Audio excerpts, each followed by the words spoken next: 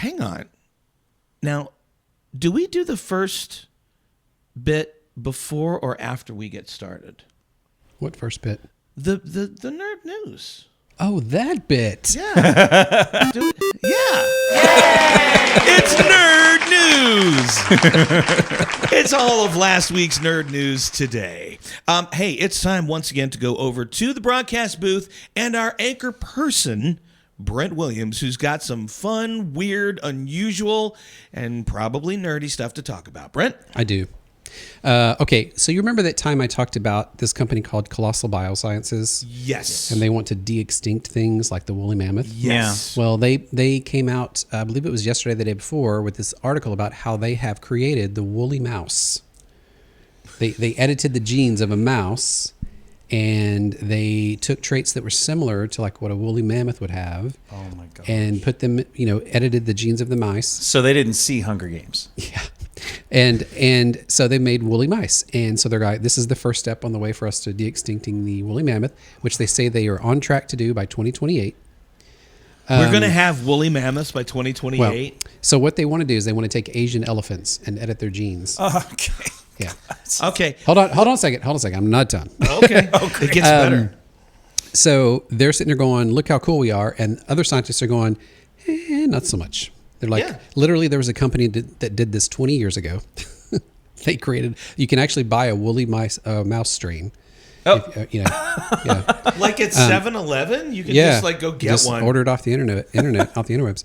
But anyway, the more I'm reading this article, I'm like, I think this is a prequel to Jurassic Park. I'm pretty sure this is how it starts. And the next thing you know, city's overrun with T-Rex. And I agree with you. You're not on the road to a woolly mammoth. You made a hairy mouse. That's what you did. Yep. Aren't they already hairy? Well, they have fur, but so maybe now they look more like a Lhasa Apso than a mouse. Okay. But that's what? Do better, whatever your long name of your company is. Okay. Scientists from Cold Spring Harbor Laboratory have developed the world's first mobile genome sequencer, and it's actually an iPhone app. It's called iGenomics. And it pairs with, they have these mobile DNA sequencers now. They're little tiny handheld DNA sequencers. And in what they're calling a device similar to a tricorder. Oh. Yeah. That's really cool. Does it look like a tricorder? Well, it's an iPhone and a little box. So not really. So no. Okay. There was something that came out like maybe, I want to say 5 to 10 years ago, where they issued a challenge to the scientific community that they would pay an exorbitant amount of money to have a tricorder invented. Really? With the various attributes that the Star Trek tricorder does have. So I don't even know whatever came of that, but it's kind of cool to see that they're making progress. That's kind of cute. Okay, and lastly, this is the last one. I'm just going to got it. This I is the appreciate last story. Thank you for telegraphing. NASA and Nokia, or Nokia, depends on where you're from. They're bringing 4G to the moon, so that the landers and stuff can communicate in real time over. I was going to say, so the astronauts can watch porn on the moon.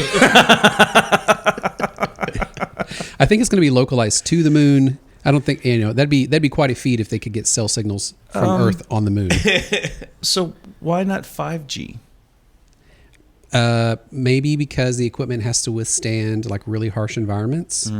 It's got to withstand the travel there, the landing, extreme cold, extreme heat, that kind of stuff, radiation, extreme amounts of radiation. So maybe that's the highest. It's like when modems started, and 2400 was the best they could do. At that time. So I always thought it was a limiting thing, like the light bulb. Where they had said that a light bulb was actually invented that lasts forever, but then they couldn't sell it. Yeah. So they started like making an incrementally. Yeah.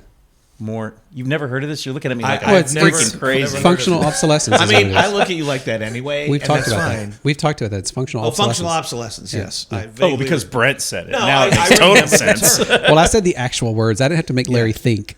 Yeah. Thank you for not making me think. Yeah, but I felt like I was sitting under his eyebrow. It was just forcing it right up. Shame on you for making me think. You think I do this show to think? Sorry. Come on. Anyway, that's going to do it for this week's episode of Nerd News. Send your terse emails to whatever the name of that giant-ass company was in Dallas and tell them to stop making hairy mice.